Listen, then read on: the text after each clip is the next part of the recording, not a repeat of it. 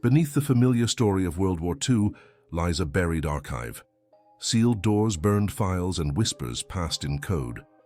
What survived was never meant for daylight. Vanished convoys, experiments erased, and transmissions that should not exist. Every page we pry open bleeds with the weight of men who were silenced, their truths hidden beneath decades of denial. What follows is not victory or defeat, but the echo of secrets clawing back from the dark.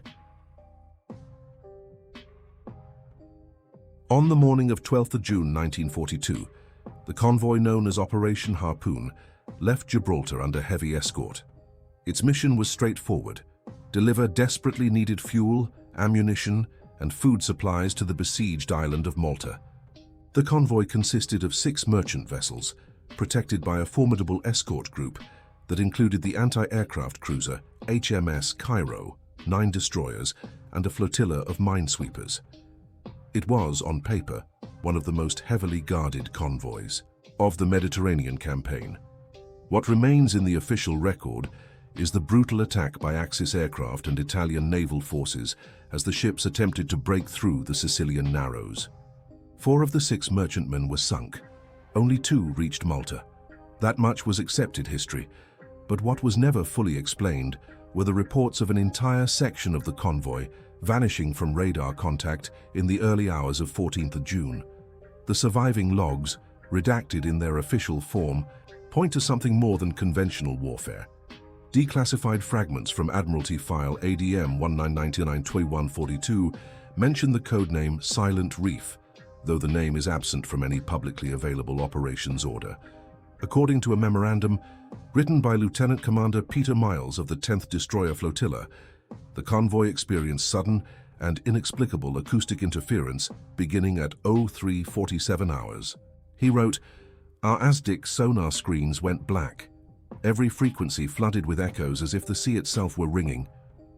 Within minutes, HMS Bedouin reported ghost returns on radar, blips that moved in perfect unison before vanishing altogether. Then, without any sign of engagement, the merchant vessel Tanimbar was gone. Not sunk, not aflame, not even oil on the surface. Simply erased. Italian naval archives, seized by Allied forces in 1943 but classified for decades, shed light on a joint German-Italian experiment in underwater acoustic decoys. The files describe Progetto Sirena, a system of mine-like devices designed to emit false echoes, mask friendly fleets, and disorient enemy sonar operators. A field test was scheduled for June 1942, in cooperation with elements of the Kriegsmarines' U-boat command. The test area, the Sicilian Narrows, precisely where Operation Harpoon was intercepted. Cross-referencing this with Luftwaffe reconnaissance records paints a chilling picture. On 13th June, aerial photographs show strange wakes in the water that do not correspond to known ship positions. British photo interpreters at the time dismissed them as wave anomalies. In light of Silent Reef, they appear to mark deployment zones for acoustic devices. Testimonies from survivors add a further layer of unease. Chief Petty Officer Robert Hall of HMS Partridge, interviewed in 1946 before his sudden transfer to classified duties, recalled hearing the sea hum as though 1,000 engines were revving beneath the waves. Another sailor, Abel, Seaman Douglas Kinross, claimed that when the Tanimbar disappeared, the air tasted of metal like breathing inside a battery. His statement was struck from the official transcript.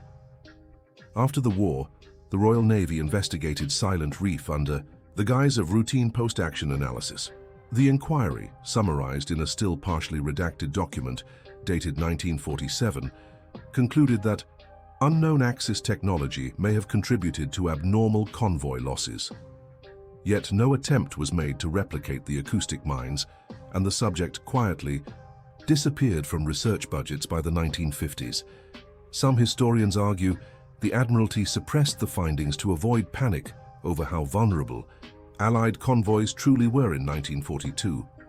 Others suggest the Americans acquired the technology through Operation Paperclip and buried its existence under Cold War secrecy. In the Mediterranean, whispers of the vanishing convoy persist. Fishermen off the coast of Pantelleria tell stories of ships lying far deeper than wreck maps suggest. as though dragged into trenches. Italian naval divers in the 1960s allegedly found metallic spheres half buried in silt, objects resembling the Sirena devices described in the archives. Their discovery was not made public. The divers were reassigned, their mission logs blanked out. What remains most disturbing is the deliberate erasure of survivors' accounts. Families of those lost on the Tanimbar, the Chant, and other missing ships received generic letters citing enemy action as the cause. No mention of Silent Reef, no acknowledgement of experimental mines. By the 1970s, nearly all primary witnesses had died, leaving only a paper trail of censored reports and vanishing references. Yet in 2003, a classified NATO technical note surfaced briefly before being withdrawn. Designated STANAG ARC-146, it referred to historical precedents of broadband acoustic interference in littoral environments. Among its citations, Silent Reef, Mediterranean, 1942. The note concluded with a warning that modern sonar was still vulnerable to low-frequency field manipulation. If true, this suggests the wartime experiment may not have been a failure but rather the prototype for later Cold War technologies. 80 years on, the mystery endures. Operation Harpoon is remembered in official histories as a bloody but necessary sacrifice to keep Malta supplied. But the darker narrative, that 3 ships and hundreds of men were erased not by bombs or torpedoes, but by an experiment in acoustic deception, remains buried in restricted archives. The Admiralty's silence, the vanished testimonies, and the coded references to Silent Reef all point to a simple, unsettling conclusion. Something more than enemy fire determined the fate of the Harpoon convoy. Whether it was experimental technology, sabotage, or an intelligence cover-up, the Mediterranean swallowed the truth along with the men of the Tanimbar. Their families never received answers, and to this day, naval historians studying the battle stumble across the same abrupt gaps. In the record, the same redactions in the war diaries. It is as if the sea itself has conspired with the archive to keep Silent Reef hidden, a vanishing convoy erased not only from the waves, but from history itself. On 28 April 1945, with Berlin already under siege, a detachment of the Office of Strategic Services, codename Pinnacle, received intelligence from Austrian informants regarding an unusual SS construction project in the Bavarian Alps. The target was an underground vault near Lake Königssee, close to Berchtesgaden, Hitler's retreat. According to captured couriers, crates had been moved there in the weeks prior, guarded by units of the 1st SS Panzer Corps and technicians of the Reich's Armaments Ministry. The crates bore a single stamped word, Schattensturm, Shadowstorm. OSS Report X410, declassified only in 1998, notes that the detachment arrived at Königssee disguised as Wehrmacht stragglers. Among them was Lieutenant Arthur Kessler, a German-born linguist, and Captain Raymond Fowler, an engineer specializing in demolitions. Their mission was not to seize but to document, to confirm whether Schattensturm represented a weapons program, and if possible, to remove files before Soviet units reached the area. The locals had whispered about activity beneath the mountain for months. Fishermen claimed to see barges moving across the lake at night, with canvas-covered cargo offloaded into tunnels, carved directly into the rock. Some spoke of the noise of generators echoing from the shore, though no facilities were marked on German maps. When the OSS team finally located the access shaft, concealed behind a disguised chalet, they found the entrance rigged with explosives. Curiously, the charges had not been wired. It was as if the Germans planned demolition, but abandoned the task at the last moment. Inside the vault, they discovered stacks of crates, sealed with red wax and catalogued in neat handwriting. The first contained technical drawings of jet-powered drones resembling scaled-down V-1 flying bombs labeled Fernlenkflugkörper Typ 2. Other crates held reels of 35mm film, though most were water-damaged. Fowler noted in his field journal that the reels bore labels with scientific symbols rather than military ones, HG, U, and AG, suggesting experiments in propulsion using mercury amalgams and other unstable compounds. It was technology far beyond the operational V weapons then in use. What happened next remains the subject of dispute. Kessler's testimony, given in a heavily redacted 1947 interrogation transcript, states that within 48 hours, American intelligence officers arrived by float plane. They removed all crates marked Schattensturm, loaded them onto transports and ordered the vault sealed. Soviet units searching the area days later found only flooded tunnels. Moscow archives show that Red Army engineers dynamited the site further, ensuring no remnants could be examined. The official US Army history of the occupation makes no mention of Schattensturm. Instead, it records only routine clearing operations near Berchtesgaden. Yet OSS payroll slips confirm that Fowler and Kessler continued to receive classified assignments until 1949, when Fowler died under unexplained circumstances in Frankfurt. His widow reported that US officers removed his personal papers within hours of his death. German villagers, meanwhile, spoke of continued military patrols around Königssee well into the 1950s. Children were warned not to swim near the northern bank, where divers reported unusual metallic debris on the lakebed. In 1964, a Bavarian spelunking group attempted to explore the old access tunnels, but were turned back by Bundeswehr soldiers citing danger of collapse. Photographs taken by one of the spelunkers smuggled to a Munich newspaper show reinforced steel doors half submerged in water. The photos were never published. The negatives vanished from the newspaper's archive. The strongest evidence of Schattensturm resurfaced decades later in a CIA technical note dated 1976. Buried among studies of Soviet missile development, it included sketches of an unmanned aerial device, jet-driven, stabilized by gyroscopic mercury chamber. The diagrams were nearly identical to the OSS copies Fowler had described in 1945.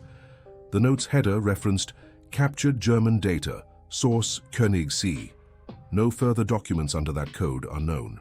Eyewitness accounts hint at more sinister implications.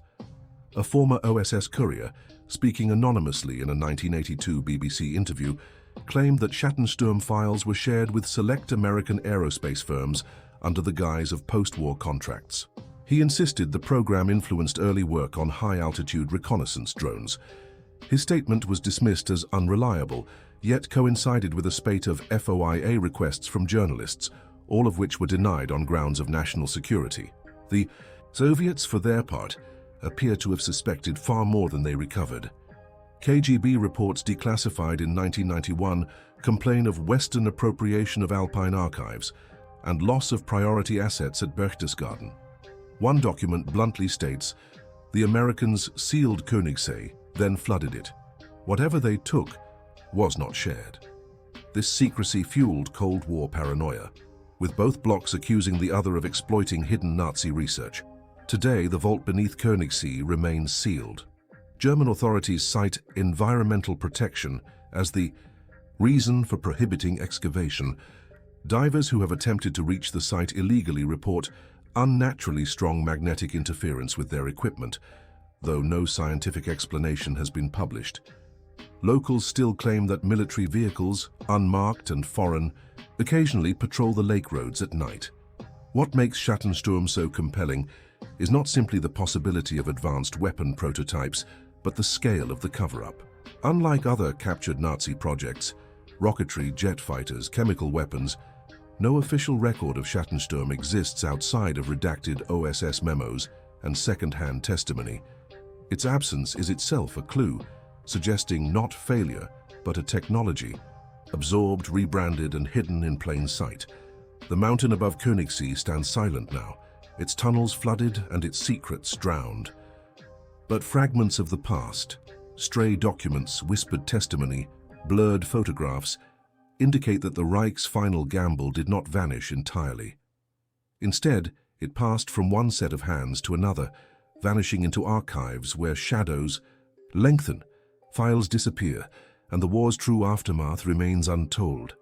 The name Schattensturm lingers only in footnotes, a specter in classified indexes, reminding us that not every weapon of 1945 was defeated. Some were simply buried. In the spring of 1952, the United States Air Force began logging incidents that could not be explained by conventional enemy capabilities. These reports, preserved in partially declassified USAF archives under the heading Red Silence, describe encounters over the Yalu River between American F-86 Sabres and unfamiliar MiG aircraft. Though officially attributed to MiG-15s, the pilots' testimonies speak of a different kind of adversary, jets faster, quieter, and disturbingly untrackable on radar. The first recorded incident occurred on 23rd of May 1952.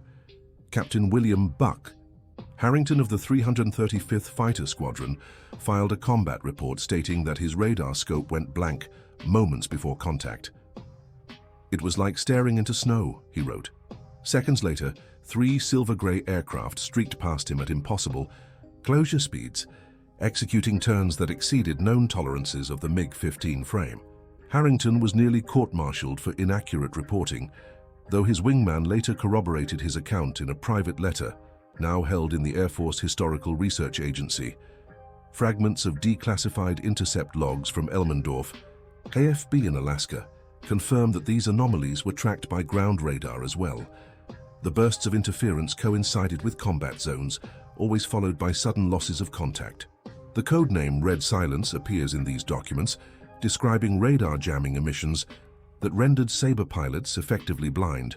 Then came the disappearance of a C-47 transport, tail number 45927, on 4th of June 1952. The aircraft was ferrying cryptographic specialists and newly developed counter-jamming equipment from Tachikawa, Japan, to a forward base in Korea. Radio contact ceased without distress calls over the Sea of Japan. Despite extensive searches, no wreckage was ever recovered. Weeks later, a Soviet intelligence digest intercepted by GCHQ referenced acquisition of Western countermeasures material delivered intact by sea. The digest carried the notation, "Source, Far East." The Americans quickly realized they faced something more advanced than ordinary MiGs.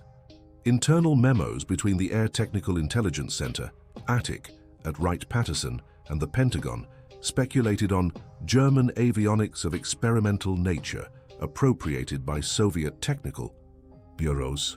This line of thinking gained weight when in 1953, CIA analysts obtained sketches from defectors in Berlin showing aircraft fitted with devices resembling gyroscopic stabilizers and frequency-hopping jammers. These devices bore uncanny resemblance to blueprints seized in 1945 from Luftwaffe research institutes, particularly the works of Dr. Hans Kammler's team at Peenemünde. What made these accounts more disturbing was the link to American prisoners of war. In August 1952, the 4th Fighter Wing reported the capture of Lieutenant James R. Walker after his F-86 was downed near Antung. Though listed as missing in action, Soviet archival records released decades later suggest Walker was interrogated not for tactical knowledge, but for his familiarity with radar equipment. One document from the Russian Ministry of Defense, dated November 1952, records technical questioning of American aviator regarding SCR-720 unit, data acquisition successful. The SCR-720 was the radar unit modified for counter-jamming experiments, the same technology aboard the vanished C-47. Survivor testimony gives further weight to the story. In 1991, Colonel Retitu Frank Miller gave an oral history interview in Mind Science, which he described a mission over the Yalu in October 1952. He recalled being locked onto a target, only for his gun sight to flicker out as though switched off. "I had him," Miller said, "but it was like trying to shoot a ghost."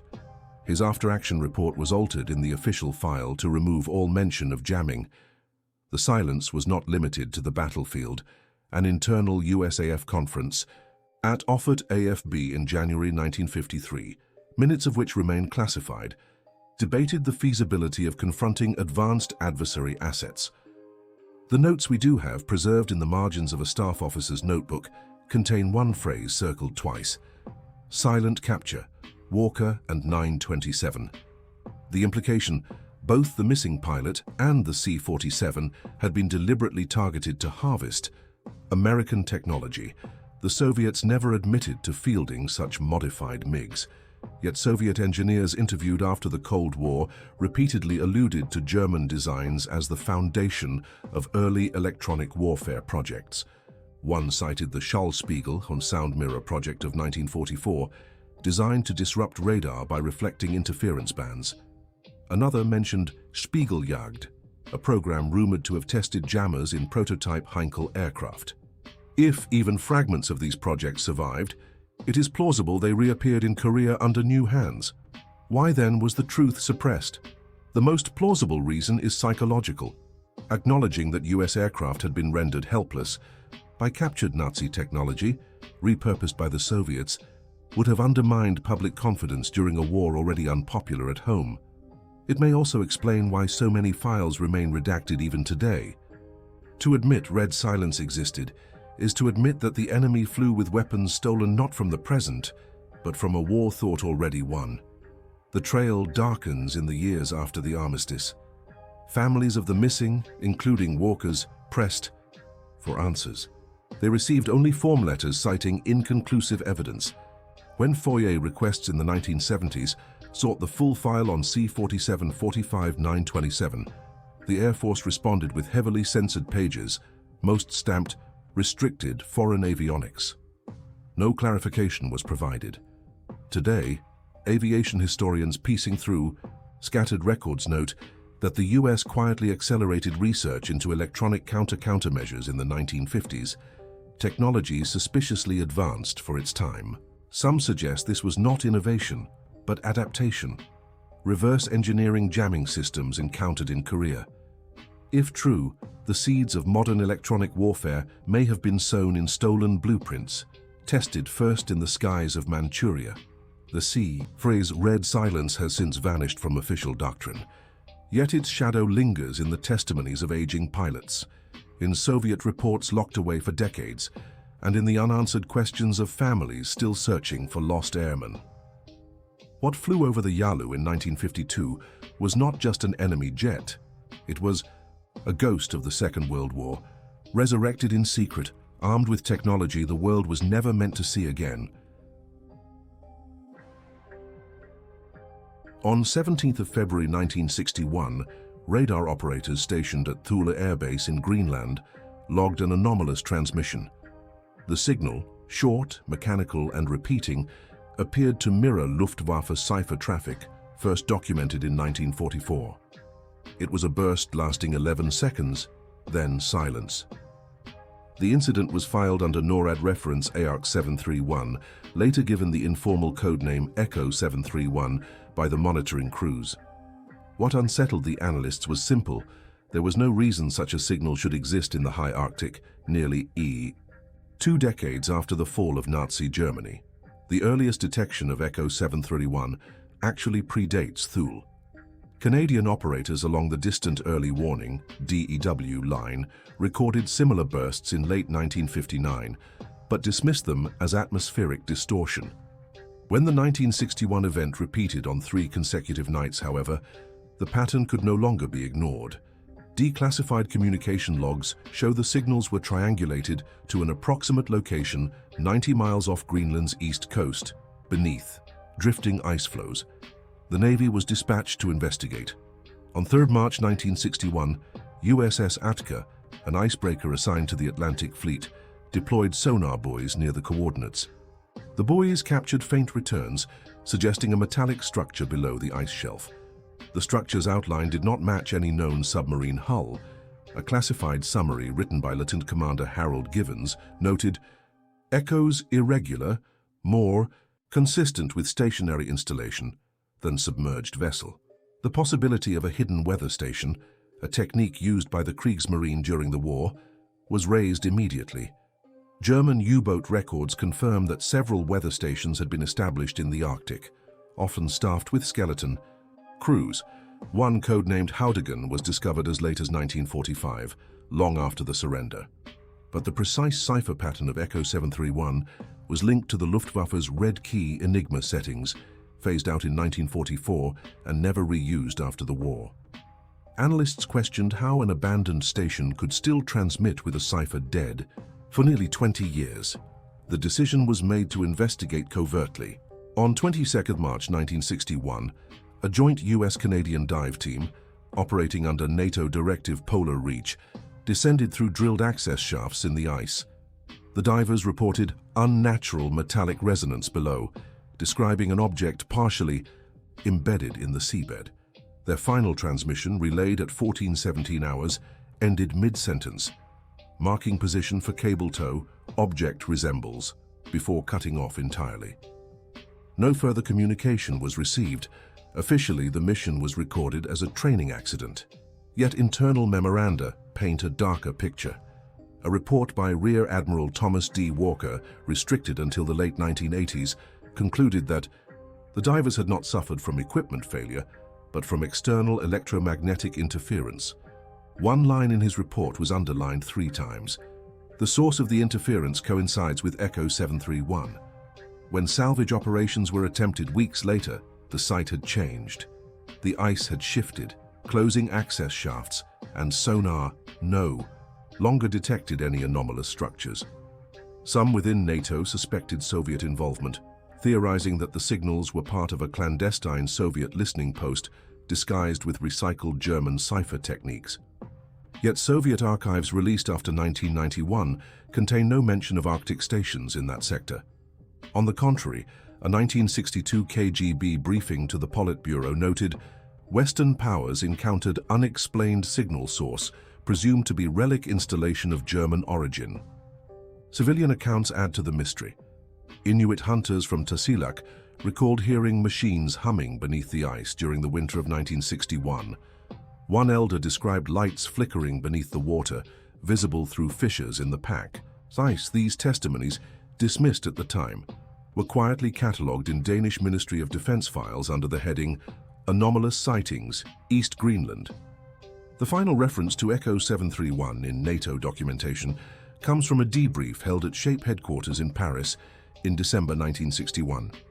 The transcript, heavily redacted, records one officer warning, "If these signals are of German origin, we must ask whether they were meant to be found or never turned off." After that, the codename disappears from official indexes, and yet rumors persisted among radio enthusiasts through the 1970s. Shortwave operators in Scandinavia occasionally reported bursts of static resembling Enigma cipher tones. One group in Tromsø claimed to have triangulated the source again to the Greenland Sea, though without military confirmation. In 1987, a retired Canadian radar officer published a memoir describing the original incident. His book was swiftly withdrawn from circulation after only 500 copies. What then was Echo 731? If it was indeed a remnant German weather station, it would represent the longest operating autonomous transmitter of its kind, functioning decades beyond its design. If it was Soviet deception, it was remarkably sophisticated, mimicking not only cipher patterns but also the irregular acoustic signature of wartime equipment.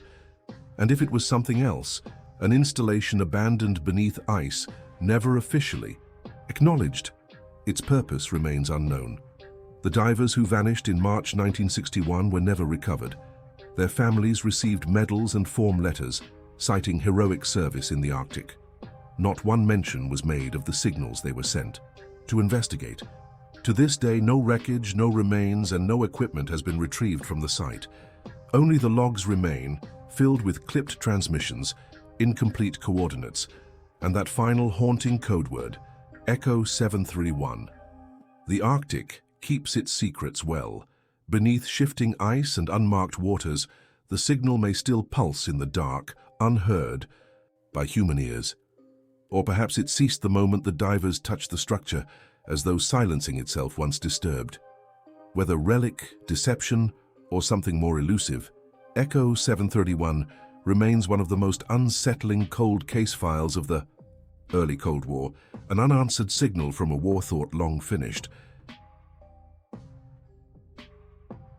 In the summer of 1957, construction workers renovating a tribunal hall in Warsaw struck an iron hatch beneath the foundations. Inside lay a chamber of crates, sealed in pitch and bound with military stencils. When opened, the contents shocked. Even hardened archivists, medical ledgers marked with SS runes alongside the Red Star of the Soviet Army. Each bore the heading Project Dämmerung, Twilight Project. Within days, the crates vanished into KGB custody, never to be displayed again. The discovery was briefly noted in an internal Polish Ministry of Security memo, later smuggled to the West. The memo described clinical trial data involving prolonged radiation exposure and endurance under extreme environmental duress. Ledger entries listed test subjects by numbers, not names, followed by cryptic outcomes. Subject 14 tolerated 7.6 rads for 12 hours, expired within 24. Another entry, read simply, Subject 43 relocated. The ledgers suggested joint operations between Nazi medical officers and Soviet handlers, conducted in occupied territories between 1944 and 1945, long after the Reich's collapse had seemed imminent. Cross-referencing these findings with Allied war crimes files reveals troubling silences. Several Nazi doctors listed as deceased in May 1945 appear again in the Warsaw papers, signing off on data as late as September of that year. Their signatures sit beside Cyrillic initials believed to belong to Soviet military physicians. This hints at an unspoken arrangement. Captured German specialists spared Nuremberg in exchange for continuing their research under new masters. What makes Project Dämmerung especially chilling is the breadth of its scope.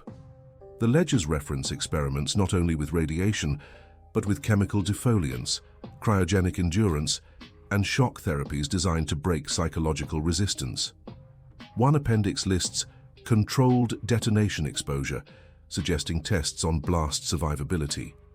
Another details long-haul deprivation, which historians believe to be trials of sleep and sensory deprivation techniques, precursors to methods later echoed in Cold War interrogation programs. After the crates were seized, Polish officials were warned never to mention them again. Yet rumors spread among Warsaw University students who claimed to have glimpsed photographs, skeletal men strapped to tables, radiation burns visible on their torsos, and Soviet officers standing in the background. None of these images survive, though one Polish archivist interviewed anonymously in 1983 swore under oath that he catalogued the files personally. They were bargaining chips, he said. The data was worth more than gold. Western intelligence quickly learned of the find. A CIA report dated October 1958, its title redacted but preserved in partial form, concluded that significant transfers of biomedical data occurred from Warsaw Pact archives to undisclosed recipients. The implication was that the information did not remain solely in Soviet hands. Instead, fragments may have been quietly traded during Cold War backchannels, possibly in prisoner exchanges or diplomatic negotiations. This would explain why similar endurance research appeared simultaneously in both Soviet and American classified programs by the early 1960s. The trail re-emerges briefly in a 1962 NATO briefing.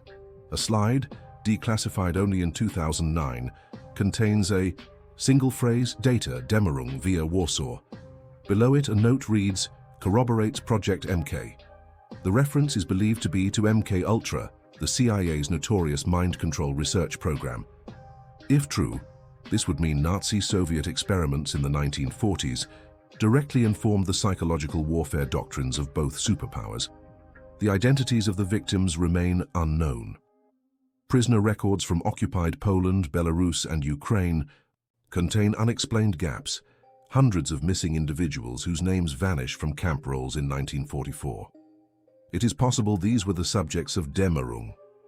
Yet unlike other atrocities, their deaths were never prosecuted. At Nuremberg, the medical trials focused exclusively on experiments conducted within Germany's borders. No mention was made of Soviet collaboration. The victims of Dämmerung were erased not only in life but in history. Occasional fragments still surface. In 1971, a fire in a Moscow archive reportedly destroyed several boxes labeled with the project name. Firemen later claimed the boxes contained reels of film, which were removed before the blaze was extinguished. In 1989, after the fall of communism, a Polish journalist published a partial ledger, allegedly smuggled out by his grandfather. It listed only 5 entries, each documenting exposure to gamma field tests. The publication was swiftly denounced as a forgery, yet within weeks the journalist disappeared while traveling to Berlin. The most persuasive evidence came in 1992, when former KGB archivist Anatoly Volkov testified before a parliamentary commission. He confirmed the Warsaw crates had been transported to Moscow and shared selectively with Allied states. When asked about their contents, he responded only, "It was knowledge we could not destroy, only trade." The price was silence. Shortly thereafter, Volkov retracted his statement and refused further comment. Today, the name Project Dämmerung exists only in scattered references, a line in a NATO file, a signature in a ledger, a vanished journalist's article. Yet its shadow looms large.